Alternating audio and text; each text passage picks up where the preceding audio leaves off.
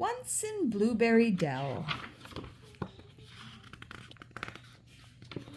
Once in Blueberry Dell. The doings at Clover Hall.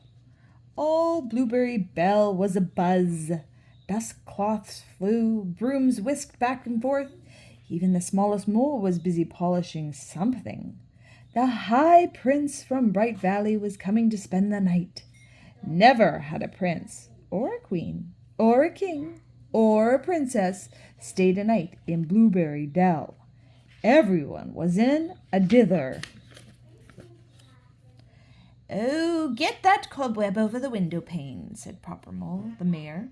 "Blueberry Dell must be clean and shining, from the top of Clover Hall to the great oak in the glen." "Oh, we must wax thimble table," said Lady Mole. "We must shake out the purple drapes in Clover Hall." She tapped her chin with her finger. "And I must check on the food. I want the table full of honey cakes and our famous blueberry tea." "My press is already inked," said Printer Mole. The door banged open, and in ran Happy Mole. "There's a milkweed miller at the gate. He needs a resting place for the night." "No, no," said Proper Mole. "Not one of those milkweed pod wagons with the seed wheels." "Oh my," said Lady Mole. "We can't have such a crude affair in town now. The prince will see it." Proper Mole cleared his throat. "Tell the miller to go to Bumblebee Hill. His wagon will fit in over there." "Indeed," said Lady Mole. "But," said Happy Mole, "his team of crickets is tired." "Oh, they can make it to Bumblebee Hill," said Blacksmith Mole. "It's not so far, but they can get there by tonight." Happy Mole looked at the others, and they looked at him. Then he went out to see the miller. The poor fellow sat slumped in his seat. His head hung forward and his hands drooped. Happy Mole took a breath and went up to him.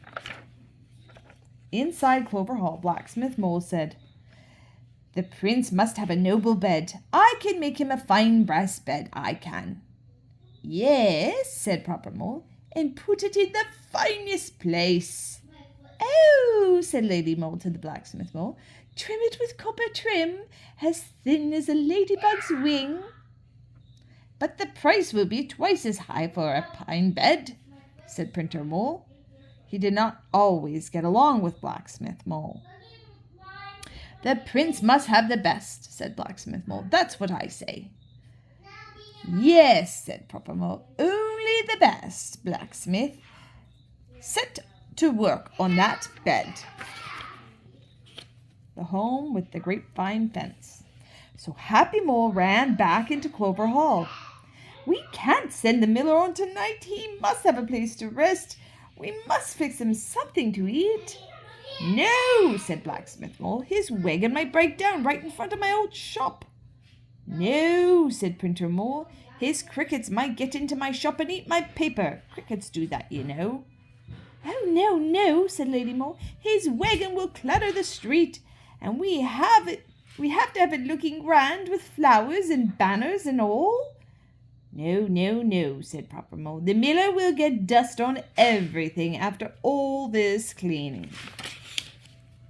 Lady Mole snapped her dust cloth out. She lifted her eyebrow.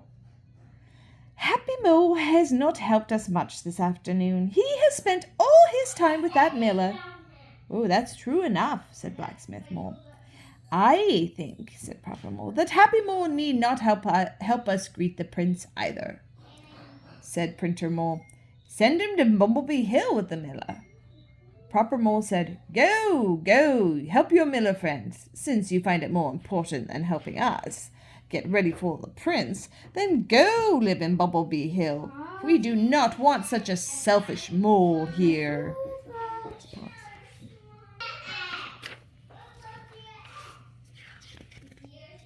Happy Mole went out the door, but slowly this time. "There's no room here," he said. He smiled at the miller. But there's a place at my home for you. My wife and I don't have a grand house as Clover Hall, but you're welcome in it. The poor miller sat up and smiled. Happy Mole said, "Go to the great oak in the glen. My home's just beyond it. It has a grapevine fence." "Many thanks," said the miller to Happy Mole. He clicked his team and drove on. Happy Mole tried to go back inside Clover Hall, but Proper Mole wouldn't let him in, so Happy went home. His wife made a big dinner, and they feasted on peanut loaf and mint tea and cherry cake. At bedtime, Happy Mole and his wife made the miller a bed of sweet hay. They gave the miller a warm flannel blanket. "This must be the best bed in Blueberry Dell," said the miller. He fed his crickets and got into the soft bed. He fell asleep in an instant. The best in Blueberry Dell. The next morning, the miller rigged his team. He said thanks to Happy Mole and his wife, and he went on his way. Press stop. The best in Blueberry Dell. The next morning, the miller rigged his team. He said his thanks to Happy Mole and his wife, and then he went his way. "Will we go to Clover Hall to see the High Prince?" Happy Mole's wife asked. "Oh, no," he said. "We must pack. Next week we're going to go to Bumblebee Hill, and we will make a home there." The High Prince came late to Clover Hall. He came in a coach, cut from a gemstone. He came dressed in silk and velvet. Proper Mole had on his best high hat. "My prince," he said, "we wish you the best." Lady Mole had a fancy purple dress. "My prince," she said, "we have made you a fancy dinner." Printer Mole scrubbed all the ink from his fingers. "My prince," he said, "we are ready to print the best newspaper ever about your stay." Blacksmith Mole had on a brass belt. "My prince," he said, "we have made you a grand brass bed." The High Prince stepped from his glittering coach. His crown shone in the sun. "Many thanks," said the prince, "but I have already had the best in Blueberry Dell." "What?" said Lady Mole. "What?" said Printer Mole. "What?" said Blacksmith Mole. "What?" said Proper Mole. Said the High Prince, "Happy Mole's wife made the best dinner in Blueberry Dell, and Happy Mole fixed the best bed in Blueberry Dell." "Well," said Blacksmith Mole. The prince said, "When I came as a miller, Happy Mole let me stay in his home, and tonight he will take in a prince." "Well," said Printer Mole.